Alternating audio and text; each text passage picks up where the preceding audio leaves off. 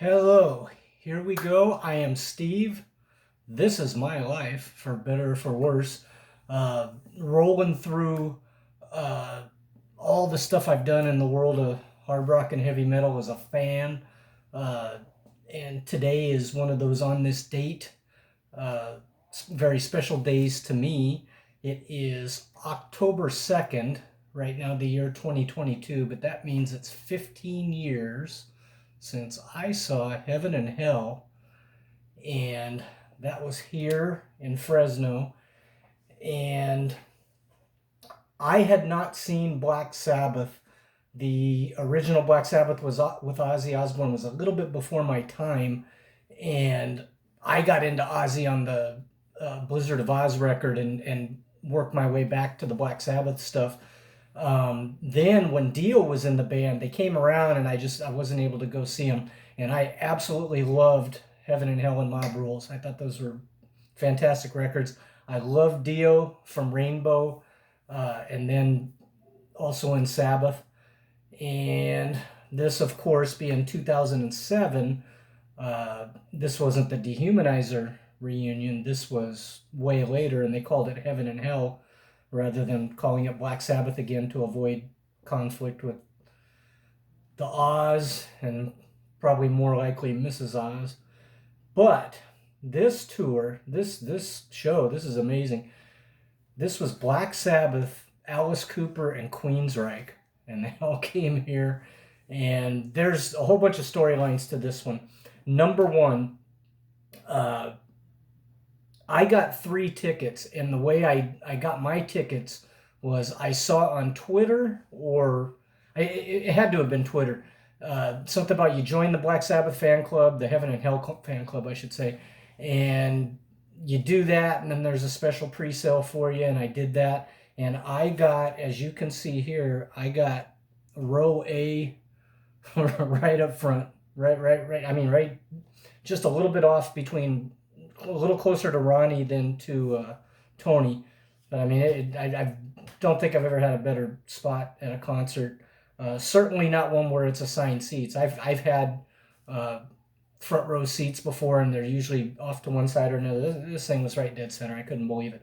A second storyline here. This is 2007, and the reason I bought 3 tickets, I got one for me, one for my wife, and I got one for somebody who was to go on to become Loud Sound Epicenter. And he would have been, he just turned 8 at the time, and I did it. I got the ticket, and then over time, uh, we have since discussed this many times. This should have been his first show, and I just decided, I don't know, man, that's probably too much, uh, being up there for that. And I don't know. I didn't know how. I don't know. I didn't know if it was the right move to make, so I said, eh.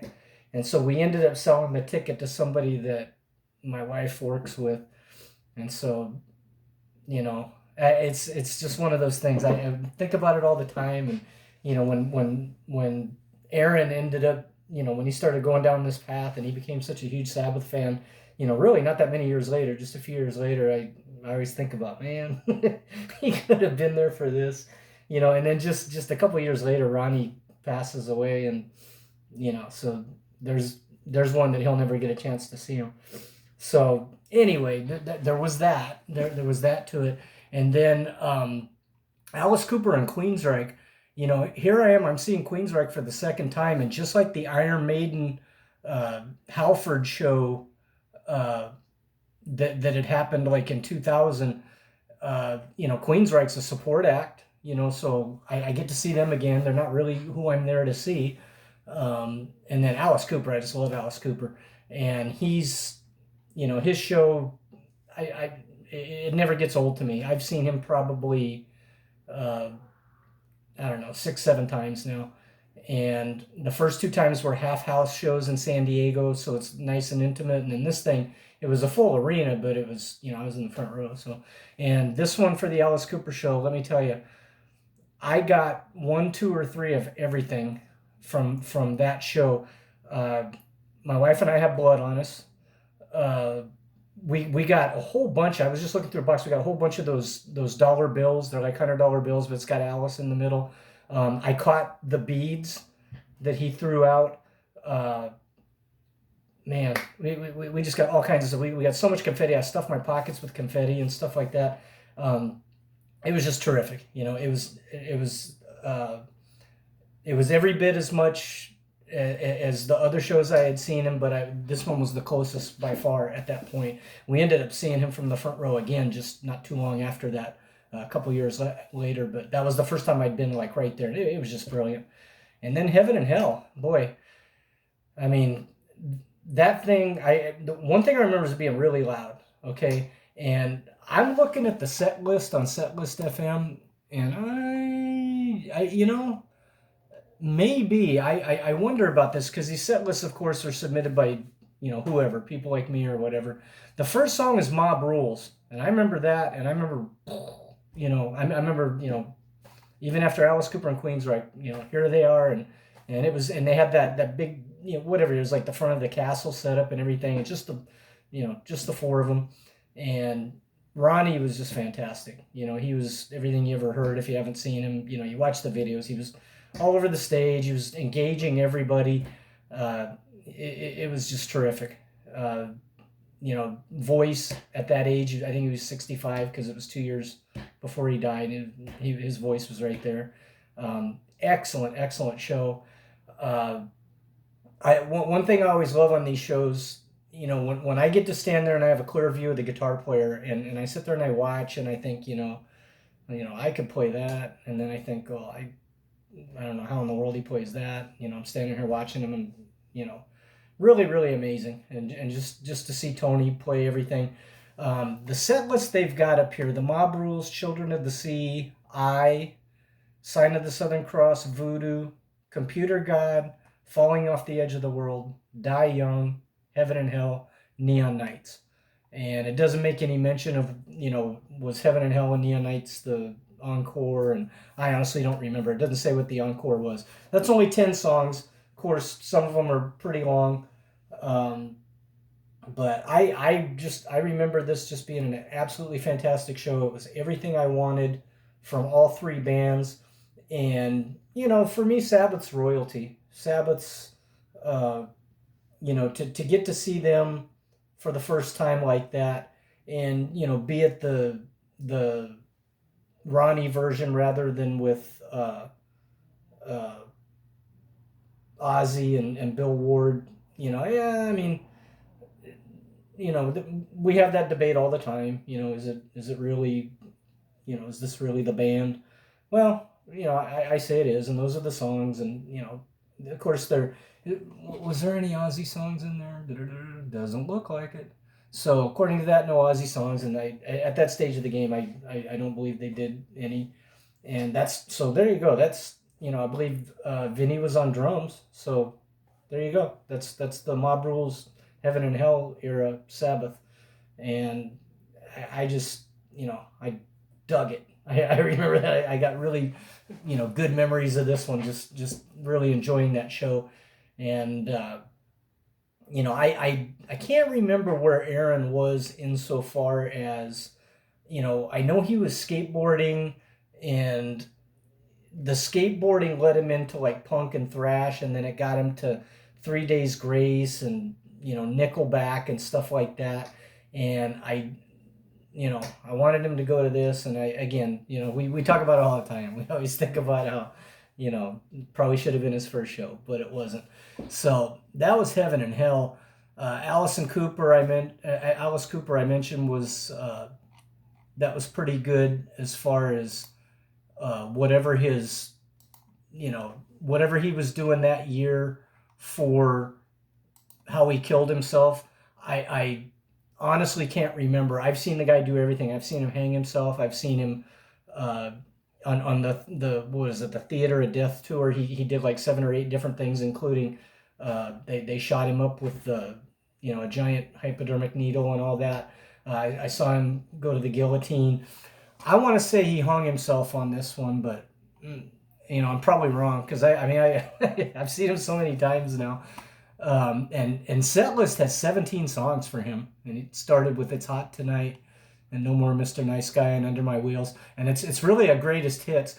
But see, I want to say that he, when you go see him over the years, like the first time I saw him was on Constrictor, and he wouldn't ever do like the whole side of "Welcome to My Nightmare" or uh, I saw him on "Raise Your Fist and Yell," and he didn't do whatever that whole thing was on side two of that record, but he did enough of it. And here he did, according to this, he did "Welcome to My Nightmare," "Only Women Bleed," and "Steven," and then he did "Dead Babies" and "Dwight Fry" and all that stuff. But he did that little segment that was the part of the nightmare, and then he hit all his basically his greatest hits. So 17 songs for him, probably because a lot of his songs are short. But it says the encore was "Billion Dollar Babies," "Poison," and "Elected." And I remember "Elected." That was where just absolutely everything fell out of the sky. And I mean, if you didn't get one of the dollars, or if you didn't get the confetti and stuff like that, how it was, you went like your hair was covered in it. Uh, so he was fantastic. The Queensryche set, 9 songs, started with "The Whisper" from "Rage for Order," and "Damage," "Speak," "I'm American," because yeah, it was Q2K was out there already. "Jet City Woman," "The Needle Eyes," "Empire," "Welcome to the Machine," Pink Floyd, and then finished with "Eyes of a Stranger." You know, and again, I don't know if that's comprehensive. I don't know if that's completely accurate, but yeah, I remember them. I remember them being real good.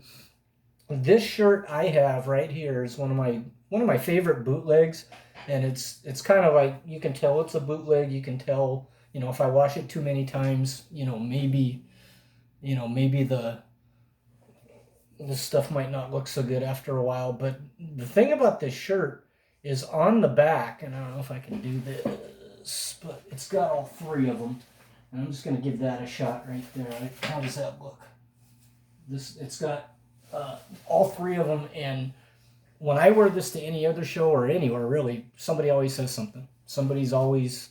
You know, somebody's always like checking out. "Oh man, I love Queensryche," and it's just kind of weird. I got 9 million concert shirts, and I wear them all the time. And this one more so than anything. I mean, if I just wear it to just go to Walmart grocery and come back, somebody's gonna say, "Hey, Black Sabbath," or something. It's kind of weird. I don't know, but that's good. That holds up my. I don't know how people feel about bootlegs. Um, I'm kind of a big fan of them myself because I got a bunch of them, and it's kind of the thing of I think more often than not I went in there and I went to the show and I saw what they had, and ooh man, t-shirts are $25 now, they're $30 now, they're $40, the price keeps going up, and I look at them, I don't know, I can always go online, and then I'm walking out and I'm thinking, I saw the shirt I want, I'll probably just go on their website and get it, and I'm walking out and then some guy, jumps in front of me, and I'm like, sure, usually they got something that I like, and so I don't know if that's not cool, if it's screwing the band out of money, I don't know. I wish I could say I feel bad, but I kind of don't. It's not that big a thing to me. But anyway, and then the final thing, I was getting ready to wrap it up here. I got not one but 2 Tony Iommi picks, and it was the kind of deal where it's just his Gibson on the one side, and then it's got his signature on the other side, and it's the kind of deal, like way back it used to be if you got a guitar pick, that was kind of lucky because the guy would throw them out, whoever the guitar player was, and he wouldn't do it after every song, he'd throw out 1 or 2, and maybe at the end of the show, and if you got one, you were pretty lucky. And then over the years, they got to where they throw out bunches and bunches of them. And actually, while I was still in high school, I went and saw Cheap Trick, and when they finished their set, Rick Nielsen came out with a bucket. He had like a bucket this size full of picks and threw them out there. And that was how I got my first ever pick, because they were all over the floor. You couldn't, if you wanted one, you could have 10 of them if you wanted. But anyway, Tony Iommi, he didn't exactly do that, but he threw out a bazillion of them. And it wasn't during the show. It was when the lights came up and before they did the bow. He came up front, and I remember he put, somebody took his guitar and he came walking up and he was looking at all the people, and he had both of his hands in his pockets and he had this big smile on his face, and he was looking at the people down there, and he patted his pocket, and raised his eyebrows, and he was like, yeah, yeah, yeah, yeah. And so he took him out, and he threw him out by the handfuls and everything. And I got a couple. I got one, and I was happy, and I remember I was gonna, we were pretty much done. And then just as we turned to leave, I saw another one on the floor, so I got two of them. So that's cool. Like I've mentioned in previous videos, these things right here that I have, for the most part, they're things that I got myself. I was there and I got them. But picks is kind of weird because, like I have bought some pick sets on some band websites. Like, I know Judas Priest has these ones with a bunch of different artwork on them. They're sitting right over there. I don't know if they're actually in there or not. Um, these tins. I've bought a few of these just to kind of have, and so yeah, I guess there's some in here. I don't know. Looks like it's all of them. But anyway, I have a few of those, and obviously, I bought these off the website, and that's, anybody could do that. But these Tony Iommi ones, these were, I kind of wish I could say he played it and then threw it out there, but no. But at least I got it from him. It was in his pocket for an hour, 2 hours, whatever. So that's cool. But anyway, 15 years today since I saw Heaven and Hell.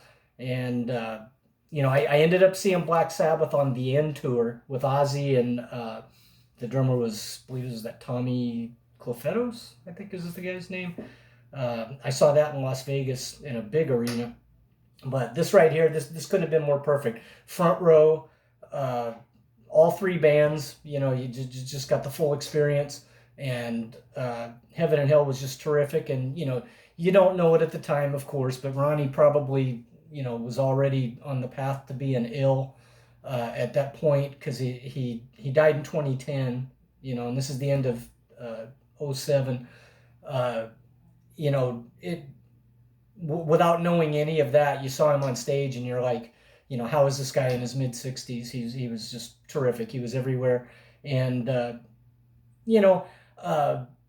maybe another thing a little different from the beginning was, all the eye contact and everything. And Ronnie, during and after every song, he was like throwing the devil horns at like individual people all the time, because of course that's, his trademark and all that. And, I was in the front row, like somewhere along the line, he finished up and he turned and he threw them right at me. So, hey, I can say, whatever that's worth, but it's just really, really cool experience. And, Sabbath on top of their game, and that stage set. If you see that, I think the live, and they got a live DVD for that in Radio City Music Hall, I believe it is. That's essentially the show that this was, and the DVD's terrific. And then, boy, if you were right there like I was for this show here, excellent. So another one of the many fantastic experiences that I've had with live music.